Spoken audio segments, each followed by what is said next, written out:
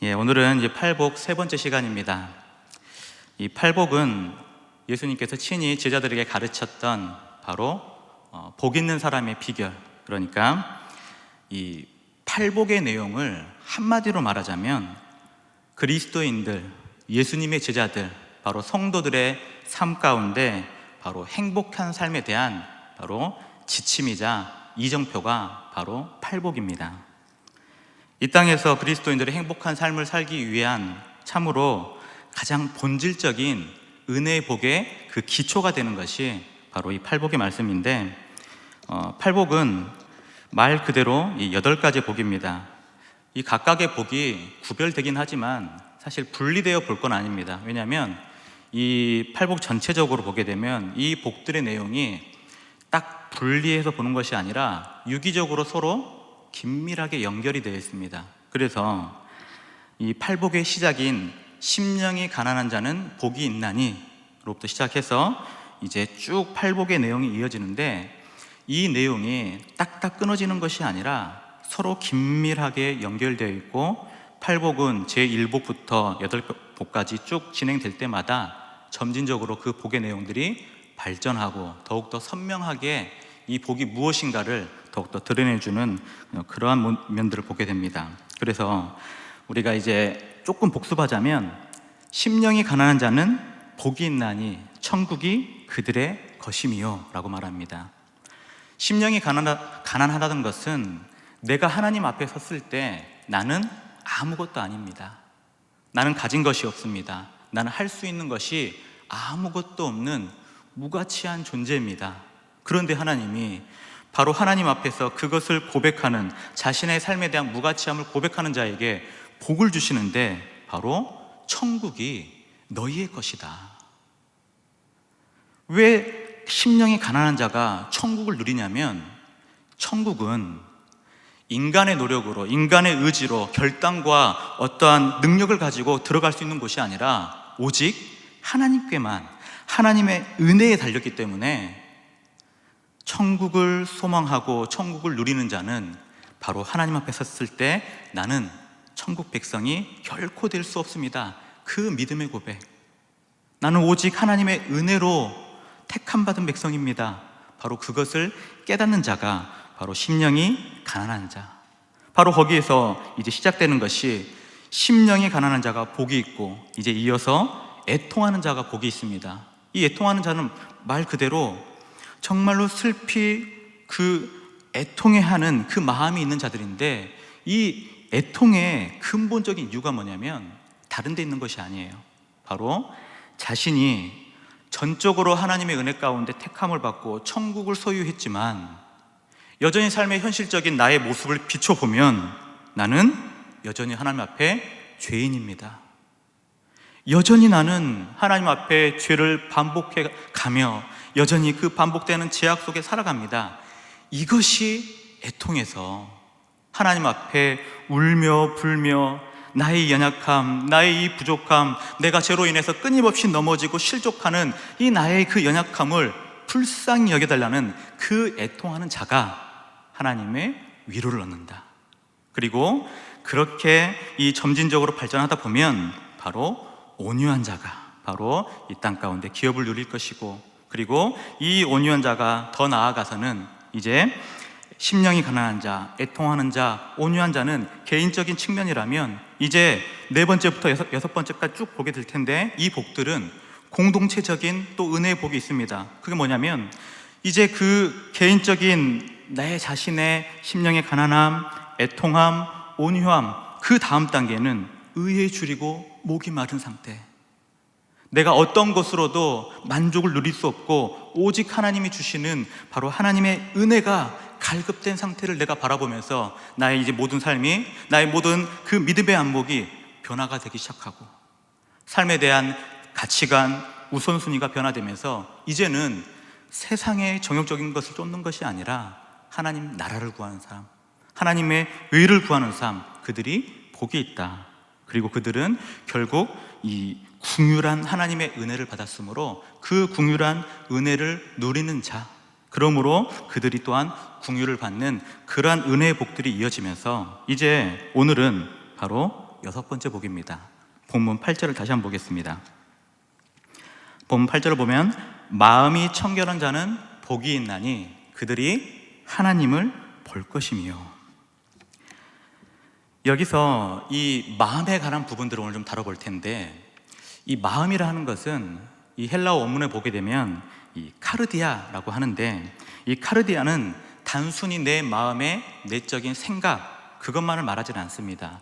이 마음이라는 것, 성경에서 마음으로 번역된 것들, 그 용례들을 쭉 살펴보면 마음은 사람이 원하고 생각하고 느끼는 그 모든 것의 총체적인 그 중심을 바로 마음이라 합니다. 그래서 마음은 감정, 욕망, 열정, 생각, 이해, 의지적인 결단과 활동의 중심이고, 사람 전체를 포괄하여서 그 인성의 중심을 가리키는 것, 그것이 바로 마음인데, 오늘 복에 관한 이 메시지는 그 마음이 청결한 자가 복이 있나니 그들이 하나님을 볼 것이다 라고 말합니다.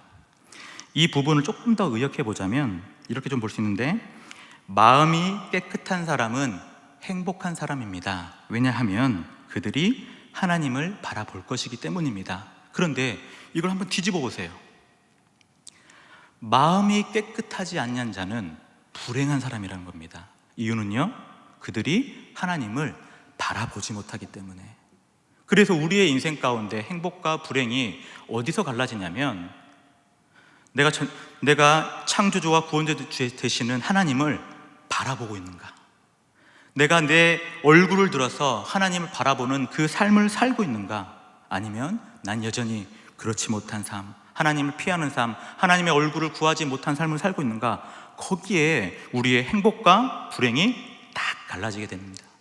바로 그런 면에서 우리는 이 마음이 청결한 자, 그가 바로 복이 있는데, 중요한 것은 뭐냐면, 마음이 청결한 자가 하나님을 바라보는 복을 누리지만, 이 중요한 이 마음의 청결함에 대해서 우리가 생각해 볼 것이 있는데, 이 마음의 청결함은 사실 우리의 심정에 사실은 자연스럽지 않는 부분이에요. 왜냐하면 우리는 결코 마음이 청결하지 않기 때문에.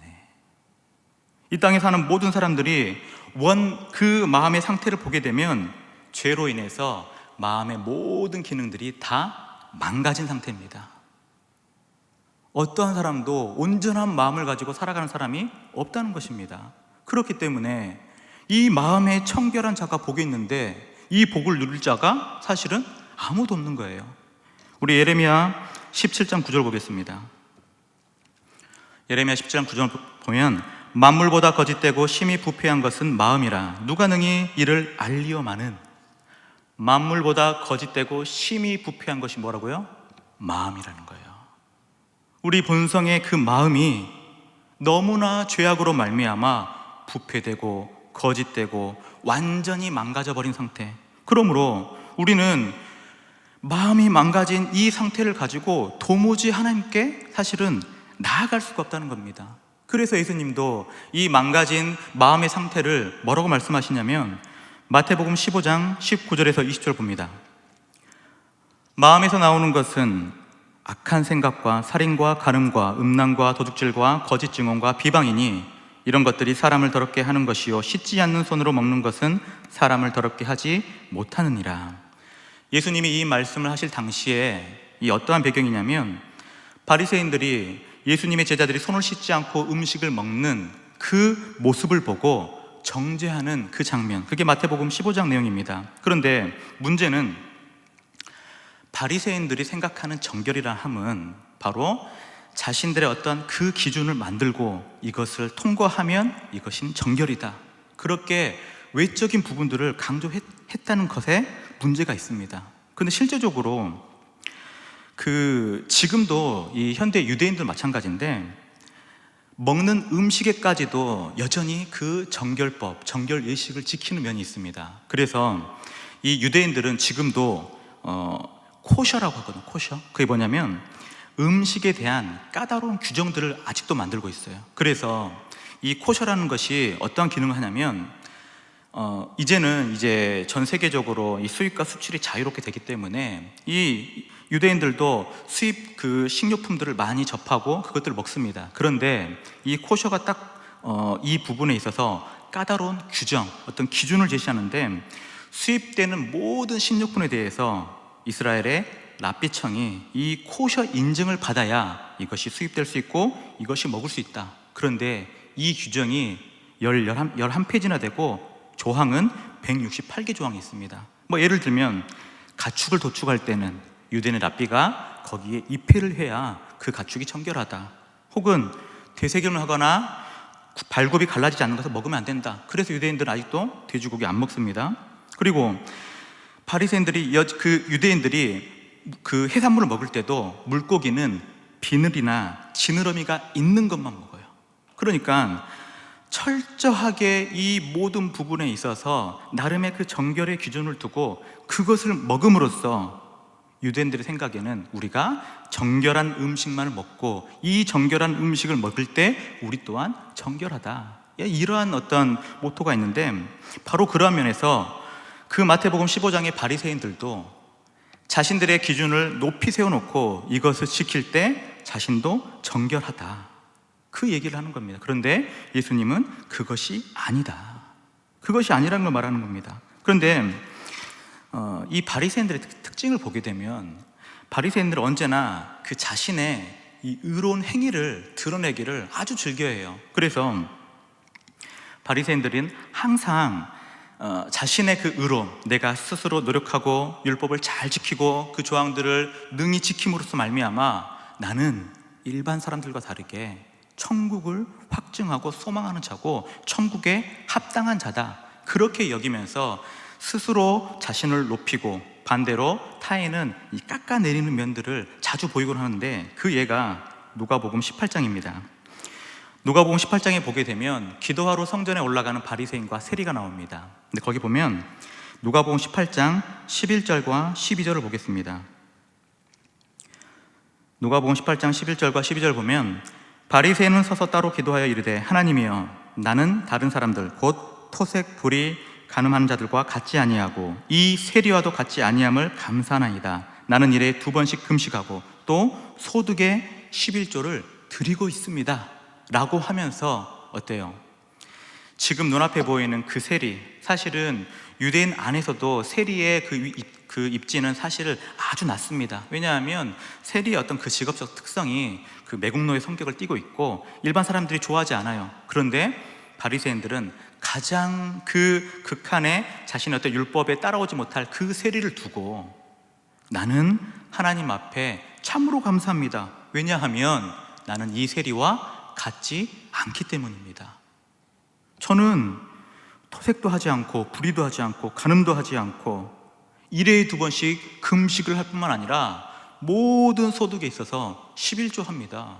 저만큼 의로운 사람이 어디 있습니까? 그 얘기를 하는 거예요. 이 바리새인들이 얼마나 나쁜 사람이냐면 자신들이 지킬 만한 그 율법 조항의 모든 정신적인 부분들은 다 빼버리고 행위적인 부분들, 율법을 지킬 만한 부분들인데 그것이 일반 대중들이 쉽게 지킬 만한 법도가 아니라 수준을 훨씬 뛰어넘어서 보통 사람들은 쉽게 율법을 지키지 못한 것들을 기준을 삼고 이걸 조항으로 삼아서 자신들은 그걸 지켜서 의롭다 여기고, 오히려 나머지 사람들은 너희는 아직도 멀었다 끊임없이 비난하고 힐난하며, 그리고 은근히 자신은 의로운 사람이다. 그래서 기도할 때도 바리새인은 서서 떳떳하게 기도하고 그 중심에서 기도합니다. 그런데 바로 이러한 면이 과연 정말 하나님의 구원을 받는 자의 모습인가? 그 면을 한번 살펴보는 겁니다. 아무리 봐도 이 팔복에서 말하는 그 행복한 사람의 요건들이 드러나지 않아요. 바리새인의 모습에 어디가 심령의 가난함이 드러납니까? 어디에 애통함이 있냐고요? 없어요. 그들의 심령에 무슨 가난함을 느낍니까? 언제나 자신은 부유하죠. 모든 것을 지키고 있고 높은 위치에 있었기 때문에, 또한 자신은 모든 율법 조항들을 너무나 잘 지키고 있기 때문에 내가 그 말씀에 부합한 삶을 살지 못한 애통함이 전혀 없습니다. 그러므로 그들의 삶 가운데는 뭐가 있냐면 바로 자신은 율법을 지키는 그 우월함, 나만이 구원을 받는 그 믿음의 백성이고 아직 수많은 대중들은 멀었다라고 하는데, 예수님은 거기에 대해서 누가복음 18장 13절과 14절 이렇게 말합니다. 세리는 멀리 서서 감히 눈을 들어 하늘을 쳐다보지도 못하고 다만 가슴을 치며 이르되 하나님이여 불쌍히 여기소서 나는 죄인이로소이다 하였느니라. 내가 너에게 이르노니 이에 저 바리새인이 아니고 이 사람이 의롭다 하심 받고 그의 집으로 내려갔느니라. 무릇 자기를 높이는 자는 낮아지고 자기를 낮춘 자는 높아지리라 하시니라. 예, 보면 예수님의 말씀은 아무리 외적인 행위들이 옳다 할지라도 예수님은요, 마음의 중심을 보신다는 거예요. 그 마음의 중심 가운데 그가 어떠한 의도로 그러한 행동을 했었는지 그 마음의 중심, 그 과정을 보시면서 판단한다는 겁니다. 당연히 세리는 그 겉모습에 어떠한 것도 내세울 수 없는 죄인 중에 한 명입니다. 그러나 세리가 지금 나오는 것은 저는 아무것도 할 수 없는 상태, 심령이 가난한 자입니다. 저는 죄인입니다. 애통합니다. 오직 하나님의 은혜가 필요한 사람입니다. 그것을 고백하고 간절히 구할 때 예수님 뭐라 말합니까? 그가 의로운 자라. 그가 의로운 자라는 겁니다. 그래서 바리새인들을 향한 이 예수님의 그 평가는 마태복음 23장 25절에서 27절입니다. 여기 보게 되면 바리새인들의 경고의 말씀을 하는데, 화 있을진저 외식하는 서기관들과 바리새인들이여 장과 대접의 겉은 깨끗이 하되 그 안에는 탐욕과 방탕으로 가득하게 하는도다. 눈먼 바리새인이여 너는 먼저 안을 깨끗이 하라. 그러면 겉도 깨끗하리라. 화 있을진저 외식하는 서기관들과 바리새인들이여 회칠한 무덤 같으니 겉으로는 아름답게 보이나 그 안에는 죽은 사람의 뼈와 모든 더러운 것이 가득하도다. 외적으로 아무리 자신을 청결케 한다 할지라도 그 마음의 중심이 바르게 잡혀있지 않고 그 마음의 중심이 하나님이 인정하는 정결함이 아니라면 그가 아무리 외적으로 뛰어난 어떤 영적인 그런 믿음의 성숙한 모습을 보일지라도, 외적인 표지가 참으로 탁월할지라도 그것은 꽝이라는 겁니다. 아니에요. 근데 여기 또 재밌는 표현이 있는데 마태복음 13장 26절입니다. 여기 보면 예수님이 강조하는 부분이 있어요.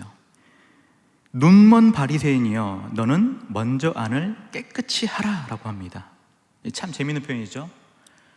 자신의 외적인 모든 부분에 있어서 엄청난 노력과 정성과 그리고 자신이 들을 수 있는 모든 것을 다해서 율법을 지킨 그들에게 예수님이 눈이 멀었다라고 합니다.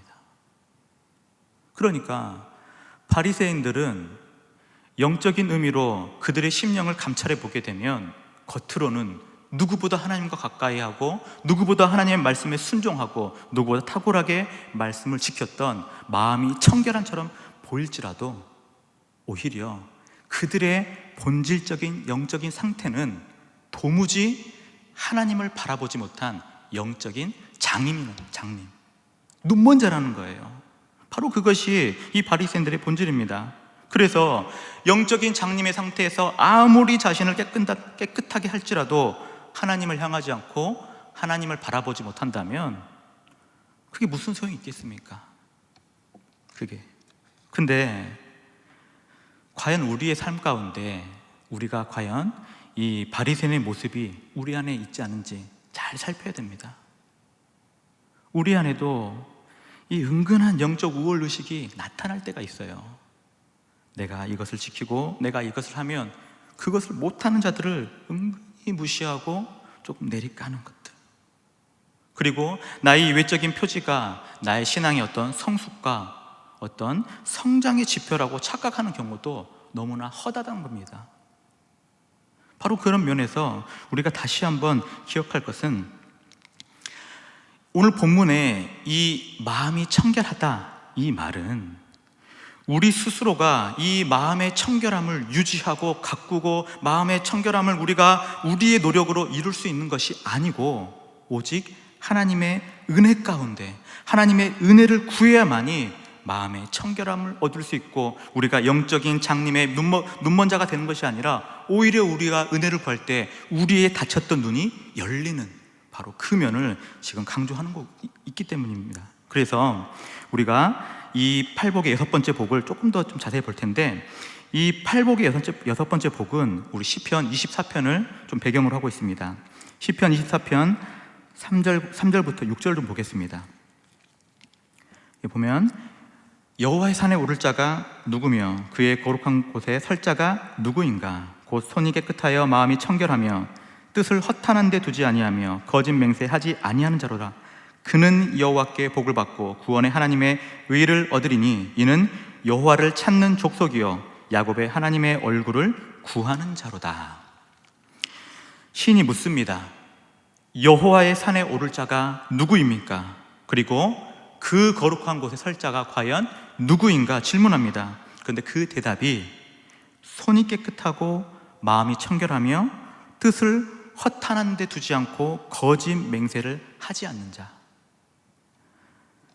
여기 보게 되면 특별히 이 뜻을 허탄한 데 두지 않는다라고 한다는 것은, 이 허탄하다라고 하는 것은 마음의 상태가 너무나 분주하고 마음 가운데 여러 마음들을 품고 있는 그 상태를 말합니다.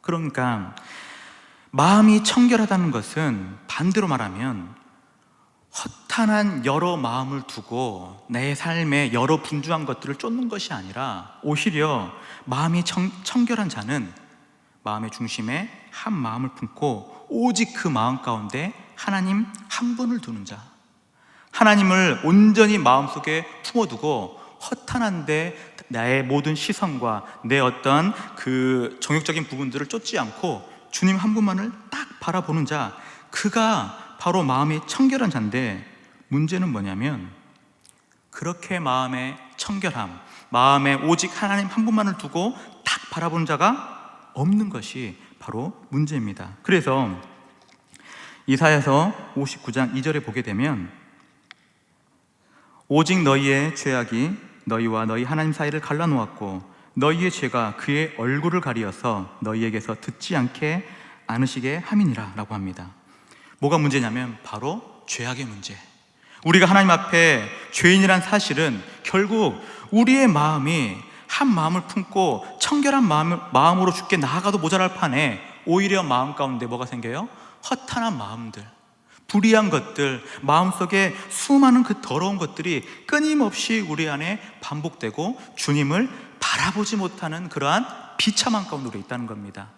바로 거기서부터 이 사도 바울도 로마서 3장 10절에 보게 되면 의인은 없나니 하나도 없다. 하나님 찾는 자가 어디 있냐? 다 무익하게 되고 죄를 짓고 끊임없이 죄악을 반복할 그러한 인생뿐이지 이 땅에는 의인이 없다는 겁니다.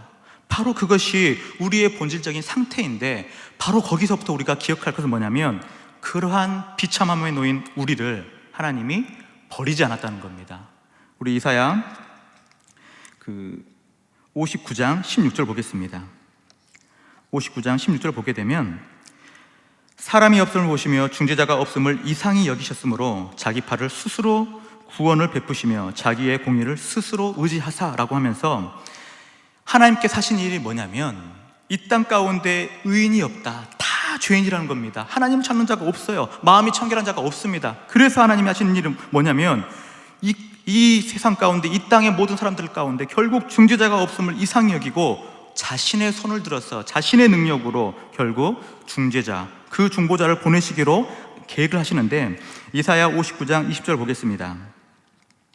이사야 59장 20절 보게 되면 여호와의 말씀이니라 구속자가 시온에 임하며 야곱의 자손 가운데 죄가를 떠나는 자에게 임하니라 라고 하면서 구속자를 우리에게 보내주실 그 놀라운 구원의 계획들을 이곳 가운데 행하신 그 하나님의 일, 바로 거기서부터 우리가 하나님을 바라볼 수 있는 은혜가, 거기 통로가 바로 거기부터 시작되는 겁니다. 그리고 이 구속자는 에스겔서 36장 25절에서 26절 이렇게 말합니다. 구속자가 하는 일인데, 맑은 물을 너희에게 뿌려서 너희로 정결하게 하되 곧 너희의 모든 더러운 것에서와 모든 우상 숭배에서 너희를 정결하게 할 것이며 또 새 영을 너희 속에 두고 새 마음을 너희에게 주되 너희의 육신에서 굳은 마음을 제거하고 부드러운 마음을 줄 것이며.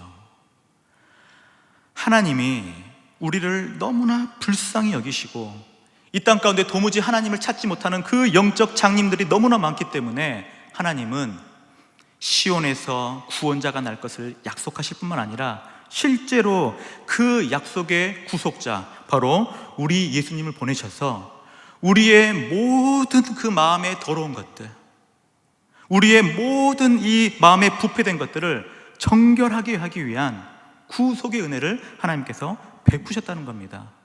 예수님이 우리에게 하신 일은 맑은 물을 우리에게 뿌려서 우리를 정결하게 하고 모든 더러운 것, 모든 우상 숭배에서 우리를 깨끗하게 하시는 일, 또한 우리에게 새 영을 부어주셔서 우리의 마음이 굳었던, 부패했던, 패역한 마음들은 다 제거해 주시고 우리에게 부드러운 마음, 정결한 마음, 하나님을 바라볼 수 있는 그 정결한 마음을 우리에게 주시게 된 것입니다. 바로 거기서부터 우리가 말하는 이 팔복의 은혜가 시작되는 겁니다. 팔복, 다시 한번 보겠습니다. 6번째 복, 마음이 청결한 자, 누굽니까? 바로 이 예수님의 이 구원의 은혜에 동참하는 자, 오직 예수님이 나의 더럽한 그 더러운 추악한 죄악으로부터 나를 건질 유일한 구원자이심을 믿고, 나는 도무지 내 심령 가운데는 아무런 선한 것도 고백될 수 없다는 그 마음을 가지고 애통해하는 그가 바로 마음이 청결한 자, 그리고 그 청결한 자가 결국 뭘 합니까? 바로 하나님을 비로소 바라보게 된다는 겁니다. 비로소. 그래서 이 팔복의 6번째 복은 따로 분리해서 보는 것이 아니에요. 인간의 노력으로 마음을 정결케 해서 하나님 볼 수 있는 것이 아니기 때문입니다. 그래서 이 팔복은 항상 그 시작이 항상 같이 가는 거예요. 심령이 가난한 자가 복이 있는 이유, 애통하는 자가 복이 있는 이유, 온유한 자, 의에 줄이고 목마른 자, 긍휼히 여긴 자가 과연 복이 있는 이유는 다른 데 있지 않습니다. 하나님이 그들에게 새 영을, 새 마음을, 그 마음을 부드럽게 하는 은혜를 베푸셔서 하나님을 바라보게 하기 때문에 바로 거기서부터 은혜가 시작되고, 그 은혜로 말미암아 우리가 진정 마음이 청결한 자는 행복한 사람입니다. 왜냐하면 그들이 하나님을 바라볼 것이기 때문에 그걸 고백하게 됩니다.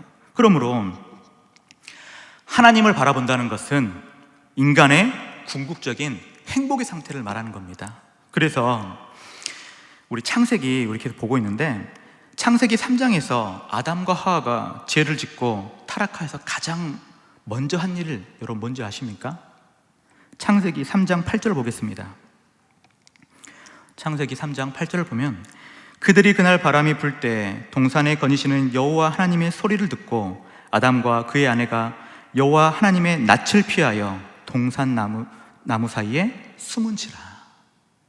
타락의 가장 비참한 모습은 바로 하나님의 낯을 피하여 숨는, 하나님의 얼굴을 구하지 못하는 바로 그 비참함이 바로 죄의 정말 치명적인 비참함입니다. 에덴 동산에서 영원토록 하나님과 함께 즐거이 거닐며 하나님이 찾을 때 늘 나와서 하나님을 만나고 복의 근원이 되시고 생명의 근원이 되시고 참된 안식을 주시는 그 하나님을 오히려 스스로 피해버리는 것, 그게 죄악의 치명적인 비참함입니다. 바로 거기서부터 하나님은 다시 이 비참함에 아담과 하와를 그냥 내버려 두는 것이 아니라, 아담과 하와의 모든 후손들을 그냥 버려둔 것이 아니라 하나님께 하신 일은 뭐죠?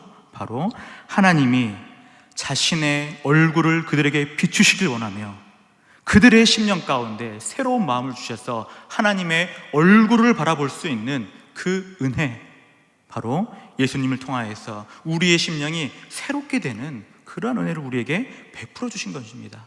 그렇기 때문에 우리는 그 구원의 은혜를 받는 우리는 마음이 청결할 뿐만 아니라 오직 우리의 복의 근원이 되신 하나님, 우리의 영원한 생명의 근원이 되시는 그 하나님, 우리의 모든 삶 가운데 참된 평안과 안식을 주시는 그 하나님 앞에 언제든지 나아갈 뿐만 아니라 우리는 늘 눈을 들어서 하나님을 바라볼 수 있는 그 은혜가 바로 여기에 있는 겁니다.